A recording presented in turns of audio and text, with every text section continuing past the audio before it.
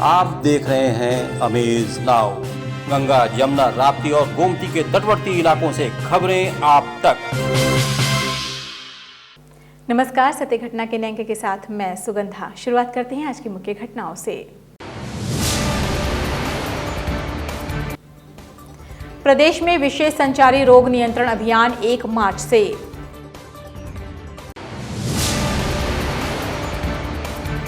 कांग्रेसियों के प्रदर्शन पर भारी दिखा जिला प्रशासन।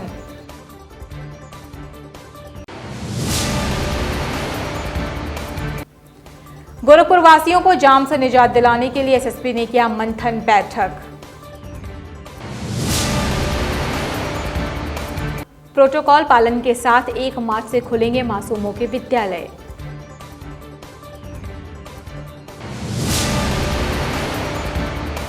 साजिद अली मेमोरियल कमेटी के तत्वाधान में मनाई गई उर्दू के मशहूर शायर सलीम की जयंती। मानसिक रोग से संबंधित डीवीएनडीसी पीजी के छात्र छात्राओं ने लगाई चित्र प्रदर्शनी।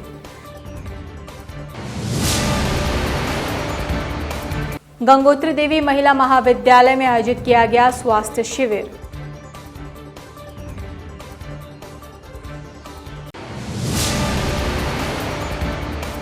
बलिया विश्वविद्यालय के छात्रों ने कुलपति की सद्बुद्धि के लिए किया बुद्धि शुद्धि यज्ञ। अब सत्य घटना विस्तार।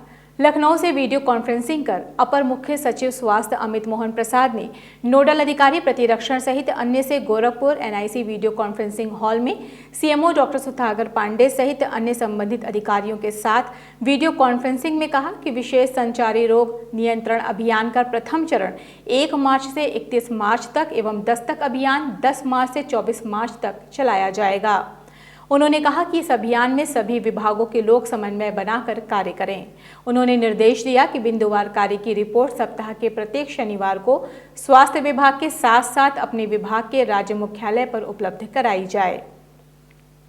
सीएमओ डॉक्टर सुधाकर पांडे ने कहा कि संचारी रोग नियंत्रण अभियान एवं दस्तक अभियान के दौरान जनपद के समस्त विभागों को एक साथ मिलकर कार्य किया जाएगा।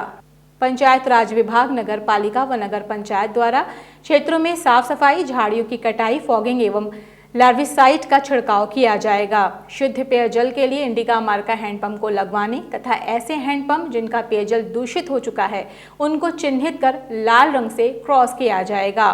उन्होंने बताया कि दस्तक अभियान में आशा व आंगनबाड़ी कार्यकर्ता घर घर जाकर शासन द्वारा बुखार के रोगियों, क्षय रोग के लक्षण युक्त व्यक्तियों, जन्म तथा मृत्यु पंजीकरण, कुपोषित बच्चों व दिमागी बुखार के कारण विकलांग हुए व्यक्तियों की सूची बनाने का कार्य किया जाएगा। साथ ही लोगों को जागरूक किया जाएगा। सभी विभागों से संचारी रोग नियंत्रण अभियान को सफल बनाने के लिए समय से प्लान बनाकर उपलब्ध कराने का अनुरोध किया। गोरखपुर महानगर के चेतना तिराहे से जिला कांग्रेस कमेटी के कार्यकर्ताओं ने किसान बिल तथा पेट्रोलियम पदार्थों के दामों में तेजी को लेकर विरोध प्रदर्शन शुरू किया ही था कि उनके सामने दीवार बनकर सिटी मजिस्ट्रेट और सीओ कैंट खड़े हो गए। कांग्रेसी कार्यकर्ता केंद्र व राज्य सरकार पर निशाना साधते हुए नारे लगाते हुए पद यात्रा पर निकले ही थे, लेकिन चेतना तिराहे पर पहले से मुस्तैद सिटी मजिस्ट्रेट अभिनव रंजन और क्षेत्राधिकारी कैंट सुमित शुक्ला ने काफिले को रोक लिया। फिर भी कुछ कार्यकर्ता आगे भागने में सफल रहे, जिन्हें रोकने के लिए पुलिस को दौड़ लगानी पड़ी। नाराज कार्यकर्ता वहीं सड़क पर धरने पर बैठकर नारेबाजी करने लगे। कांग्रेसी कार्यकर्ताओं के हाथों में जो पोस्टर थे उस पर राहुल गांधी के स्पष्ट निर्देश नजर आ रहे थे, हम दो हमारे दो की ये सरकार है। मीडिया से बात करते हुए जिला अध्यक्ष निर्मला पासवान ने बताया कि ये सरकार तानाशाही की सरकार है, हमारी पार्टी किसानों की हितैषी रही है। हम लोग किसान विरोधी बिल को लेकर के एक पद यात्रा कर रहे थे, जिसमें पुलिस प्रशासन बर्बरता से रोका है और जाने नहीं दिया है, इसलिए क्योंकि उत्तर प्रदेश सरकार तानाशाह सरकार है। सिटी मजिस्ट्रेट अभिनव रंजन श्रीवास्तव ने मीडिया को बताया कि कार्यकर्ता को पैदल मार्च करने की प्रशासन की ओर से कोई परमिशन नहीं दी गई थी, इसलिए इन लोगों को यहीं रोक दिया गया। कांग्रेस पार्टी द्वारा बिना पूर्व सूचना के यहाँ चेतना तिराहे से जुलूस के फॉर्म में इनका निकलने का प्लान था और इनकी कई मांगे हैं जिसको लेके धरना प्रदर्शन कर रहे थे। तो क्योंकि इसकी कोई पूर्वनुमति नहीं थी इसलिए इनको यहीं पे तिराहे पर रोक दिया गया है और अगर इनको कोई ज्ञापन देना है तो इसका ज्ञापन ले लिया जाएगा और उनकी जो मांगे हैं सरकार तक पहुँचा दी जाएगी। ट्रैफिक व्यवस्था को सुदृढ़ करने को लेकर शहर के अलग अलग स्थानों से बुलाए गए व्यापारी, ट्रैफिक पुलिस, पुलिसकर्मी व जिले के आला अधिकारियों के साथ वरिष्ठ पुलिस अधीक्षक जोगिंदर कुमार सिंह ने पुलिस लाइन सभागार में बैठक कर किन किन चौराहों पर सर्वाधिक जाम लगते हैं और किन किन वजह से ये जाम लगते हैं उसके कारण को जानने की कोशिश की और उनके उपायों को जानने के लिए सभी से सलाह मशवरा किया। बहुत लंबा चौराहा हो जा रहा है, बहुत लंबा हो रहा है, तो उस पर सर कुछ इस तरह से जैसे मध्यपुर से आ रहा है, वहाँ एक लैंडमार्क एक सड़क पर पट्टी, पीली पट्टी लगा दी जाए। उसको आप नोट कर लीजिए, सीओ साहब पूरी चीज़ें नोट करिए ताकि हम लोग फिर अखबार में भी देंगे, प्रिंट्स में भी देना है, पेपर्स में भी, ये सुझाव आए हमारे पास। जिलाधिकारी के विजन पांडेन की अध्यक्षता में कक्षा 1 से 5 तक की कक्षाओं को 1 मार्च से संचालित किए जाने के संबंध में जिलाधिकारी सभागार में बैठक की गई। बेसिक शिक्षा के अंतर्गत विद्यालयों को खोले जाने पर कोरोना प्रोटोकॉल का पूर्ण रूप से पालन करते हुए कक्षाओं को रंगीन गुब्बारों, फूलों और रंग बिरंगी झालरों से सजाया जाए। विद्यालय कैंपस एवं सभी कक्षाओं के फर्नीचर, उपकरण, स्टेशनरी भंडार, शौचालय आदि की साफ सफाई सुनिश्चित की जाए और साथ ही साथ विद्यालय में हाथ की सफाई की सुविधा, क्रियाशील डिजिटल थर्मामीटर आदि की व्यवस्था सुनिश्चित होनी चाहिए। छात्रों के बीच दूरी कम से कम 6 फीट की होनी चाहिए। कक्षाओं को संचालित करने के लिए दिन भी सुनिश्चित किया गया।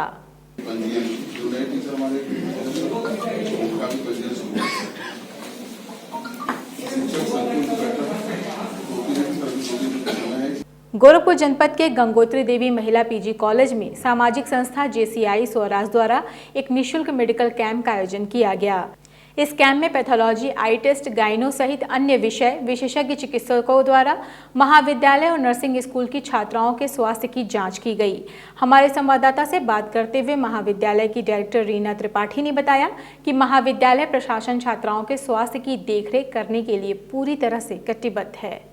इसमें कई तरह के हेल्थ चेकअप्स किए जा रहे हैं, जिनमें आई टेस्ट, पैथोलॉजी, गायनी और एक सोशल अवेयरनेस, सारे प्रोग्राम्स को under one roof doctor Poonam Shukla के द्वारा के सहयोग से आयोजित किया गया है, जिसमें न सिर्फ छात्राओं का बल्कि पूरे समाज के अवेयरनेस के लिए हम सब कटिबद्ध हैं।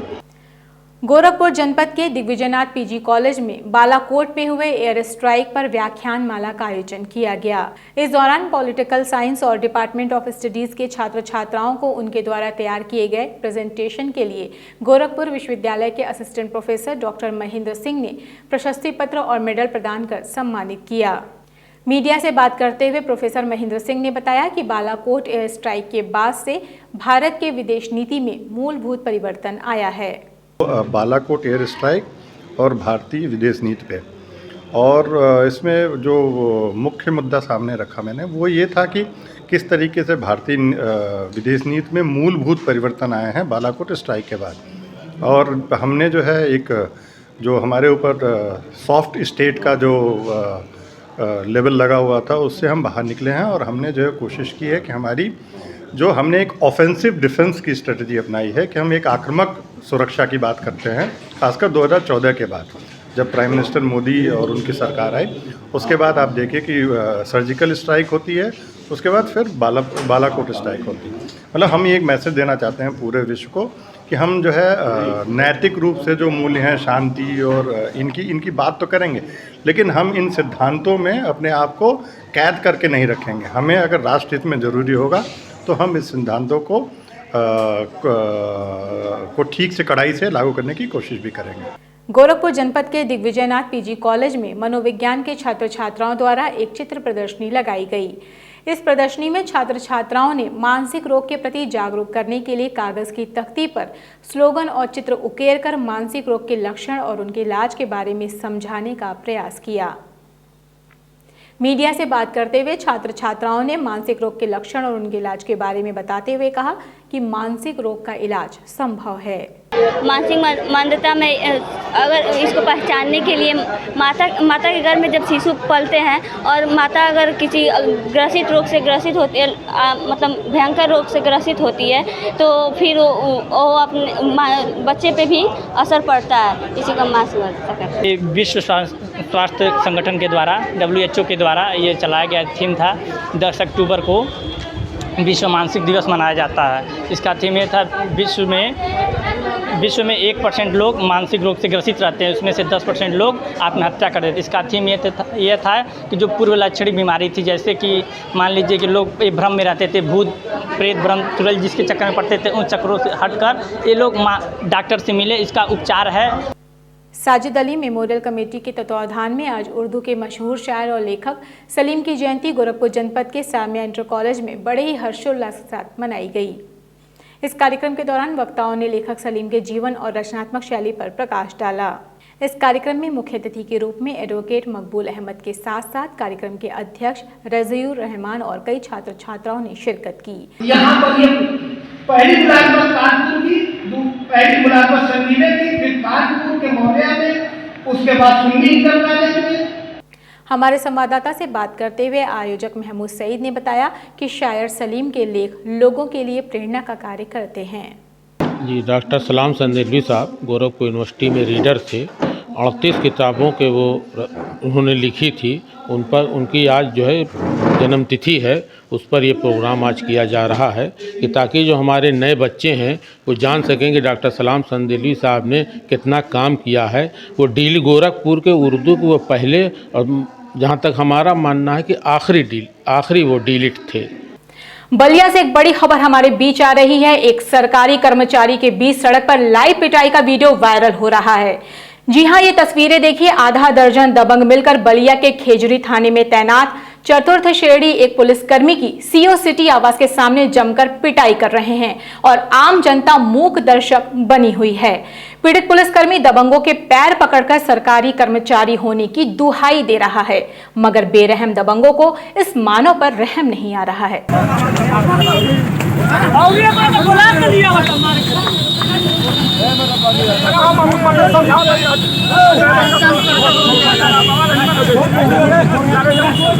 युवक जो है वो खेजूरी थाने पे फॉलोअर का काम करता है। वहां से यहाँ रिक्शा में आया था बलिया और यहाँ पर किराए को लेकर आपस में दोनों पक्षों की कुछ मारपीट हुई है, जिसका वीडियो वायरल हुआ है। इसमें जो मुख्य अभियुक्त मारपीट करता नजर आ रहा है उसको पुलिस ने गिरफ्तार किया है। मुकदमा दर्ज किया गया है। इसमें युवक को जेल भेजा जा रहा है। जो अन्य युवक वीडियो में नजर आ रहे हैं उनकी शिनाख्त करके उनकी भी गिरफ्तारी के लिए टीमें लगाई गई है पुलिस की। शीघ्र ही उनकी भी गिरफ्तारी होगी। फिलहाल पुलिस ने आरोपियों के खिलाफ मामला दर्ज कर लिया है और एक युवक को गिरफ्तार भी कर लिया है। लेकिन जिस कदर एक सरकारी आवास के सामने दबंगों के मंसूबे बढ़े हुए थे, उससे उनकी गिरफ्तारी में संशय दिख रहा है। हालांकि एक आरोपी को पुलिस ने गिरफ्तार भी कर लिया है। शेष की गिरफ्तारी की बात की जा रही है।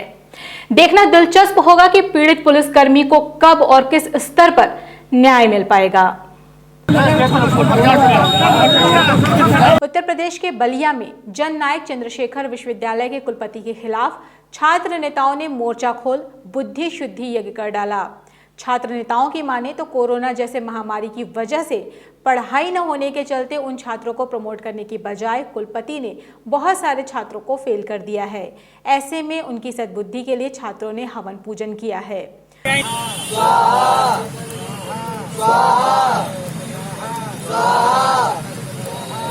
छात्र संघ के अध्यक्ष ने मीडिया से बात करते हुए बताया कि अन्य सभी कॉलेज और विश्वविद्यालय के छात्र पास हो गए हैं, लेकिन हमारे विश्वविद्यालय के साथी तानाशाही के शिकार हो गए हैं। विगत एक सप्ताह पहले हम लोगों ने बलिया जननायक चंद्रशेखर विश्वविद्यालय की तानाशाही कुलपति का छात्र छात्राओं के साथ घेराव किया था और कुलपति महोदय ने हमें 23 तारीख तक आश्वासन दिया था कि आप छात्र छात्राओं की जो मांगे हैं उसे पूरी कर दी जाएंगी।